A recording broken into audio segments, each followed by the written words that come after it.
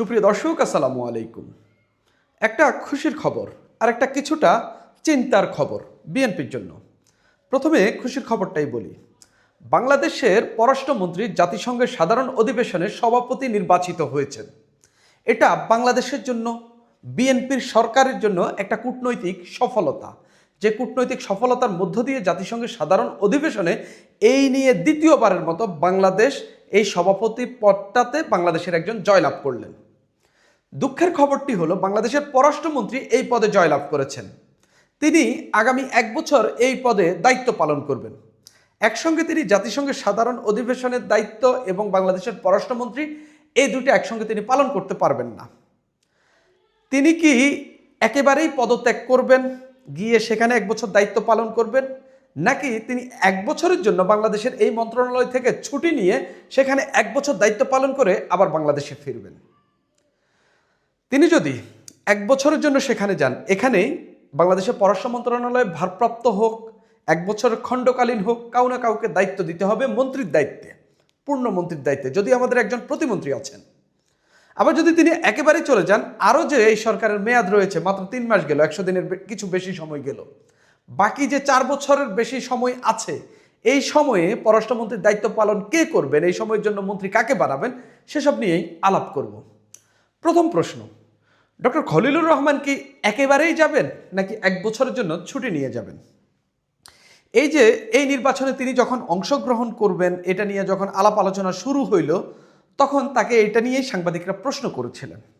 সাংবাদিকরা জিজ্ঞাসা করেছিলেন যে আপনি যদি সভাপতি নির্বাচিত হন, তাহলে আপনি পররাষ্ট্রমন্ত্রী কে হবেন, বা আপনি কিভাবে দুটা কি একসঙ্গে করবেন কিনা। তখন তিনি এই প্রশ্নের জবাবে বলেছিলেন যে আমি পদত্যাগ করব না। ডক্টর খলিলুর রহমান বলেছেন তিনি পদত্যাগ করবেন না, মানে তিনি এভাবেই বলছেন যে আমি কি পদত্যাগ করব। তিনি বললেন, তিনি নিজের প্রশ্নের জবাব নিজেই দিলেন, না, আমার প্রধানমন্ত্রী আমাকে খুব পরিষ্কারভাবে বলেছেন তিনি আমাকে 1 বছরের জন্য পূর্ণকালীন চাকরি করার জন্য ছেড়ে দেবেন, অর্থাৎ 1 বছরের জন্য ছুটি দেবেন। তিনি বলছেন পদত্যাগ একমাত্র বিকল্প নয়, আমি ছুটি পেতে পারি। প্রথম কথা হইল, ডক্টর খলিলুর রহমান যদি জাতিসংঘের দায়িত্ব পালন করেন, তিনি বাংলাদেশের পররাষ্ট্র মন্ত্রণালয়ের দায়িত্ব পালন করতে পারবেন না। দায়িত্বে থাকতে পারবেন, কিন্তু সেভাবে করতে পারবেন না। এবং এই সরকারের আমলে বাংলাদেশের পররাষ্ট্রমন্ত্রীর ব্যাপক কাজ রয়েছে। বিশেষ করে বাংলাদেশের এখন যে সিচুয়েশন, আমাদের বাণিজ্য চুক্তি হয়েছে, আমাদের ভারতের সঙ্গে সম্পর্ক উন্নয়ন রয়েছে, চীনের সঙ্গে সম্পর্ক রয়েছে, পাকিস্তানের সঙ্গে কিভাবে কোপ আপ করতে হবে সেই সব বিষয়, আরও আমাদের নতুন মার্কেট তৈরি করা, আমাদের বিনিয়োগ বাড়ানো, বিজনেস বাড়ানো, নানান পররাষ্ট্রমন্ত্রীর ব্যাপক কাজ রয়েছে। আমরা আমাদের পররাষ্ট্রমন্ত্রীকে ছুটি দিয়ে এখানে আর কাউকে নিয়োগ না দিয়ে থাকতে পারবো না। আমার একটা পলিটিক্যাল মুভ বিএনপির কাছ থেকে মনে হচ্ছে। সেটা হলো, বিএনপি আগে থেকেই জানতো ডক্টর খলিলুর রহমানকে এই নির্বাচনের জন্য তারা প্রার্থী করবেন। তাইলে শুরুতে কয়েকদিনের জন্য খলিলুর রহমানকে মন্ত্রী করা হোক, তারপরে তিনি তার কূটনৈতিক কাজটা করবেন, করে তিনি নির্বাচনে জয়লাভ করবেন, এরপর তিনি চলে যাবেন, বিএনপি এখানে নতুন করে অ্যাপয়েন্ট করবে। আমার কাছে এরকম একটা রাজনৈতিক চাল বা রাজনীতি হতে পারে, মনে হতে পারে, মানে এরকম কিছু একটা হইতে পারে। আবার এমনও হইতে পারে বিএনপি এই সফলতাটা নিজের করে নিতে চেয়েছিল, সেই জন্য ডক্টর খলিলুর রহমানকে অন্তর্বর্তী সরকার থেকে নিয়ে এসে এখন তারা এটার বাহবাটা নিবে এবং এই সফলতাটা এনজয় করবে, বা হচ্ছে এটার এই সফলতার ক্রেডিটটা নেবে। না, ওটা খুবই স্বাভাবিক, তারা এটা সফল হয়েছে বলতেই হবে। আন্তর্জাতিক অঙ্গনে কূটনৈতিক পরিসরে তারা খুব ভালো কাজ করে সাইপ্রাসের প্রতিদ্বন্দ্বীকে হারিয়ে বাংলাদেশের একজন জয়লাভ করেছেন এই দ্বিতীয়বারের মতো। এর আগে বাংলাদেশ 1986 সালে একবার জয়লাভ করেছিল, হারুনুর রশিদ এরকম সম্ভবত তিনি জয়লাভ করেছিলেন। এবার এই দ্বিতীয়বারের মতো ডক্টর খলিলুর রহমান জিতলেন, প্রায় বহু বছর পর, 40 বছর পর। এখন প্রশ্ন হলো, খলিলুর রহমান কি যাচ্ছেন নাকি 1 বছরের ছুটি নিচ্ছেন? আমার কাছে মনে হয়, আমার এটা গাট ফিলিং, রাজনৈতিক আন্ডারস্ট্যান্ডিং, আমার কাছে মনে হচ্ছে খলিলুর রহমান একেবারেই যাবেন। 1 বছরের জন্য ছুটি দিয়ে এখানে ভঙ্গুর অবস্থায় পররাষ্ট্র মন্ত্রণালয়কে ফেলে রেখে বিএনপি সরকার এই রিস্ক নেবে না। এটা আমার ভেরি পলিটিক্যাল আন্ডারস্ট্যান্ড। তাহলে এখানে কে আসতে পারেন?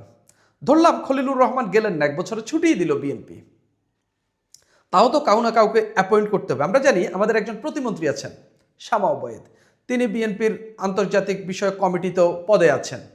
এবং দীর্ঘদিন ধরে তিনি কূটনীতিকদের সঙ্গে নির্বাচনের আগে থেকে তিনি কূটনীতিকদের সঙ্গে বৈঠকে উপস্থিত থাকেন। আমির খসরু মাহমুদ চৌধুরী সহ এখন আমির খসরু মাহমুদ চৌধুরী অর্থমন্ত্রী হয়েছেন, শামা ওবায়েদ এখন পররাষ্ট্র মন্ত্রণালয়ের প্রতিমন্ত্রী। বাংলাদেশের এখন যে পরিস্থিতি, বাংলাদেশের এখন যে কূটনীতি দরকার, বাংলাদেশে এখন বহির্বিশ্বের সঙ্গে যে যোগাযোগ, যে সম্পর্ক, যে টেবিল টক দরকার, শামা ওবায়েদ একাকে দিয়ে সেটা হবে না। তিনি প্রতিমন্ত্রী হিসাবে ঠিক আছেন, কিন্তু পূর্ণমন্ত্রীর দায়িত্ব সম্ভবত তার পক্ষে এখনও পালন করা সম্ভবপর হয়ে উঠবে না। সেটা রাজনৈতিক ম্যাচিউরিটি বলেন, ব্যক্তি হিসাবে ম্যাচিউর বলেন, সব কিছু মিলিয়ে। এবং ডক্টর খলিলুর রহমানকে নিয়ে নানান বিতর্ক থাকলেও তিনি কিন্তু একজন কোয়ালিফাইড ব্যক্তি এবং এই মন্ত্রণালয়ে খুবই কোয়ালিফাইড ব্যক্তির প্রয়োজন পড়ে। সেক্ষেত্রে আমাদের পরবর্তী পররাষ্ট্রমন্ত্রী কে হতে পারেন? খলিলুর রহমান তো 1 বছরের জন্য যাচ্ছেন, এটা কনফার্ম। তাহলে তো 1 বছরের জন্য ভারপ্রাপ্ত কেউ আসবেন। আবার তিনি যদি একেবারে যান তাহলে তো পূর্ণকালীন মেয়াদের জন্য কেউ আসবেন, মানে নতুন কেউ তো এখানে আসতেছেন, নতুন মুখ তো এখানে দেখা যাবে। এখানে কে আসতে পারেন? যদিও প্রধানমন্ত্রীর একজন আন্তর্জাতিক বিষয়ক, পররাষ্ট্র বিষয়ক উপদেষ্টা আছেন পররাষ্ট্র মন্ত্রণালয়ে, হুমায়ুন কবির। তিনি আবার বিএনপির আন্তর্জাতিক বিষয়ক যুগ্ম মহাসচিব, তিনি প্রধানমন্ত্রীর পররাষ্ট্র বিষয়ক উপদেষ্টা। তিনি এই মন্ত্রণালয়ের পাশাপাশি দুর্যোগ ব্যবস্থাপনা, ত্রাণ মন্ত্রণালয়, বেসামরিক বিমান পরিবহন ও পর্যটন মন্ত্রণালয়ের উপদেষ্টার দায়িত্ব পালন করছেন। তাকে হয়তোবা এই কাজে আরেকটু ফোকাস করা হতে পারে। হুমায়ুন কবিরকে, বিএনপির যুগ্ম মহাসচিব, তাকে হয়তো পররাষ্ট্র মন্ত্রণালয়কে পূর্ণাঙ্গভাবে তাকে এইদিকে ফোকাস করা হতে পারে। হয়তো ডিফ্যাক্টো মন্ত্রী হিসাবে তাকে কাজ করতে বলা হতে পারে, হয়তো সেভাবে পদ দেওয়া হতে পারে। মন্ত্রী প্রতিমন্ত্রী, তিনি ইতিমধ্যেই প্রতিমন্ত্রীর পদমর্যাদার আছেন। যদিও তার বয়স, অবশ্যই তিনি কোয়ালিফাইড, সব কিছু নিয়ে প্রশ্ন থাকলেও কাজ তো চালাইতে হবে, সম্ভবত তিনি আসতে পারেন। তবে সবচেয়ে বেশি সম্ভাবনা যার রয়েছে তিনি সম্ভবত ডক্টর আব্দুল মঈন খান। নরসিংদী 2 আসন থেকে নির্বাচিত এই এমপি, এ নিয়ে সম্ভবত তিনি 4 বার এমপি নির্বাচিত হয়েছেন।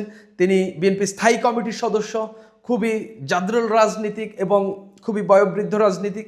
দীর্ঘদিন ধরে তিনি বিদেশিদের সঙ্গে কূটনীতি মেনটেন করছেন একজন রাজনীতিবিদ হিসাবে, এবং বিএনপির রাজনীতিক হিসাবেও তিনি বিভিন্ন সময় বিদেশ সফরে গিয়েছেন, বিদেশিদের সঙ্গে কথা বলেছেন, বিভিন্ন কূটনৈতিক বৈঠকে তিনি উপস্থিত থেকেছেন। বাংলাদেশের যেসব বিদেশি দূতালয় রয়েছে সেগুলোর যে কমিশনার বা রাষ্ট্রদূত যারা রয়েছেন তাদের সঙ্গে তিনি নিয়মিত বৈঠক করতেন এবং নির্বাচনের পরেও করেছেন। তিনি সম্ভবত অন্যতম প্রধান ক্যান্ডিডেট যিনি পরবর্তী পররাষ্ট্রমন্ত্রী হতে পারেন। সম্ভবত যদি 1 বছরের জন্য হয় তাকে 1 বছরের জন্য পররাষ্ট্রমন্ত্রীর দায়িত্ব দেওয়া হতে পারে, কিংবা তাকে পূর্ণমন্ত্রী করা হতে পারে। আমার কাছে মনে হচ্ছে প্রধানমন্ত্রী জনাব তারেক রহমান এই রিস্ক নেবেন না খলিলুর রহমানকে 1 বছরের জন্য ছেড়ে দিবেন, আবার এখানে 1 বছরের জন্য কাউকে দায়িত্ব দেওয়া, আবার তিনি আসবেন, একে বিদায় করা, আবার খলিলুর রহমানকে বসানো।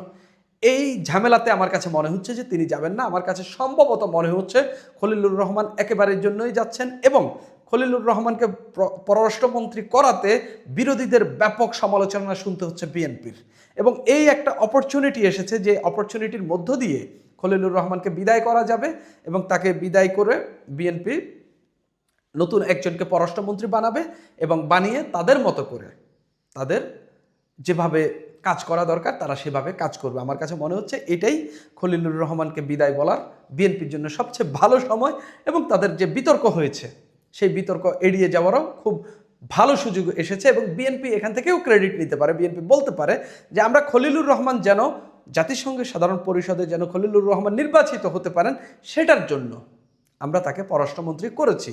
এই ক্রেডিটটা বিএনপি নিতে পারে, এবং এই ক্রেডিট নিয়েই যে তাকে এই পররাষ্ট্রমন্ত্রী বিএনপি করেছে, যার কারণে বিতর্ক উঠেছে, সেটাকে লেজিটিমেসি দিতে পারে এক ধরনের, মানে বৈধতা দিয়ে বিএনপি মোটামুটি এই যে তাকে পররাষ্ট্রমন্ত্রী করার কারণে যে আলোচনা, যে সমালোচনা, যে কথাবার্তা শুনতেছে সেখান থেকে পরিত্রাণ পেতে পারে। বিএনপির জন্য এটা একটা সুবর্ণ সুযোগ, এবং আমারও মনে হচ্ছে বিএনপি এই সুযোগটা লুফে নেবে। ইতিমধ্যে বিএনপি ভেতর আলাপ চালাচ্ছে, সম্ভবত খলিলুর রহমানের বিদায় এখনই হচ্ছে। সুপ্রিয় দর্শক, এখন এই পর্যন্তই।